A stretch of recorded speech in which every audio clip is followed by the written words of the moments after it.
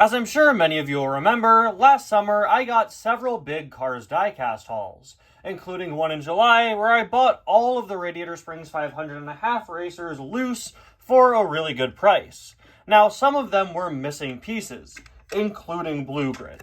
This was the Blue Grit that I got from the haul, and while it might not be obvious at first, he's actually missing a pretty substantial piece, that being his roof lights up here that go right above his windshield.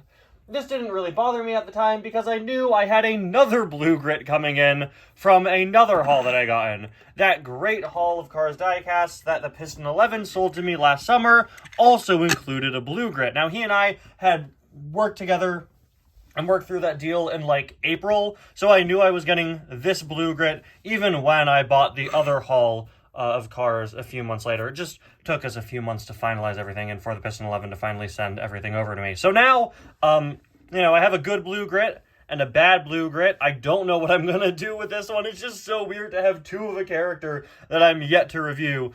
Two of a character that I got back to back. But, now I finally get to review Blue Grit here, which I'm super, super excited for. As for this guy, I'll figure out something to do with him.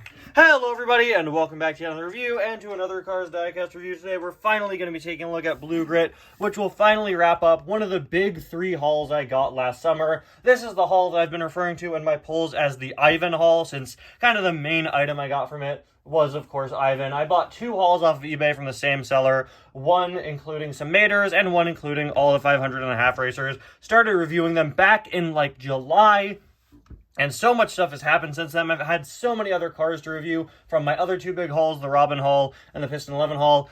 Add in, new cars I've been getting. Add in the Christmas haul. And yeah, it's been taking quite a while for me to get through these items. But now, Blue Grit here is the final car that I had to review here in the Ivan haul. So say goodbye to the Ivan haul, everybody. It's time to move on and keep reviewing all these items. Man, I have never had this many reviews to do at once. I did not realize it would take me this long, but I've been trying to get consistently back into reviewing, so hopefully I can hit that right stride soon, and we won't be reviewing these cars a year after they came in. But at this point, with just how many there are, we may very well be.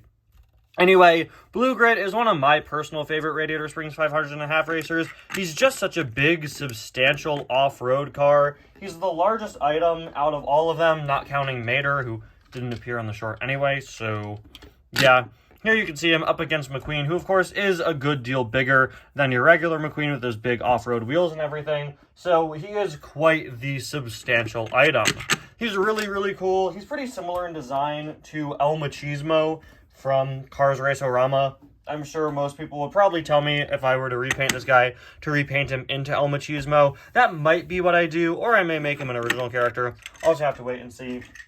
I think El Machismo would be a pretty good option, though, for sure. Especially because I have a couple other video game customs, although those are years old at this point. Please don't ask to see Candace. Her paint completely cracked.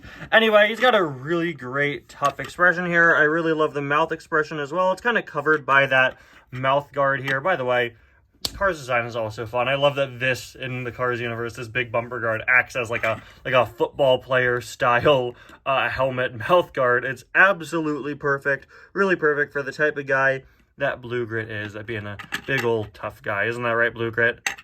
He agrees. Yeah, I really like the facial expression there, even though you may not see it all the time because of the mouth guard. We got the grill there, these nice flames going across the side, pretty typical, although I do really like this blue outline. That gives him a bit of a pop of color. He is Blue Grit after all. So, yeah. Look, he even has blue eyes. There's so much blue on this guy. He's blue. Dabba-dee, dabba-die, right, Sarge? That's Sarge nodding yes. Guys, am I going insane? Am I okay? Am I all right? What do you think, Bear Grylls? That's Bear Grylls nodding yes. Okay. Anyway, we of course have the roof lights up there, and in case you want a behind-the-scenes look at what he looks like without roof lights, guys, you're in luck. I have another Blue Grit who's missing his roof lights. Wow, no way! Yeah, now in case you were wondering, no, he's not missing a mirror. The character in universe only has one. A lot of these off-road cars do. I'm not sure why that is. If you do know, please let me know in the comments. I'm not really sure about off-road racing too much. He does have suspension there, not as good as a lot of later items had. When I think suspension in Cars Diecast, I think of the XRS Mud Racers. It should be noted that these guys are not spring-loaded.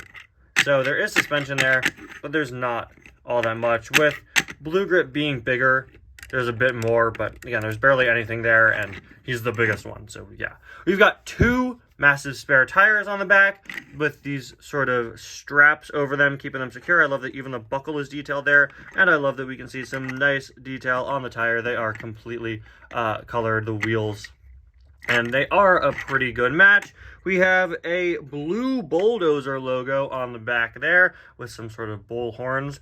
Kind of looks like the bull horns on Tex Dynaco. On the back, we've got this little part that sticks out that helps keep the tires. And you can see it looks like he has a bit of a truck bed, actually, which is where they're contained. I just want to know, can I do a flip with him using this? Hold on, guys. Actually, let's use the broken Blue Grit just in case. Woo! Oh, I think I could get this. Hold on. We're just gonna keep. No! One more try. One more. Come on, Blue Grit. Hire me, dude. Perfect. Anyway, no license plate down there. There's a look at the other side, which is pretty much the same.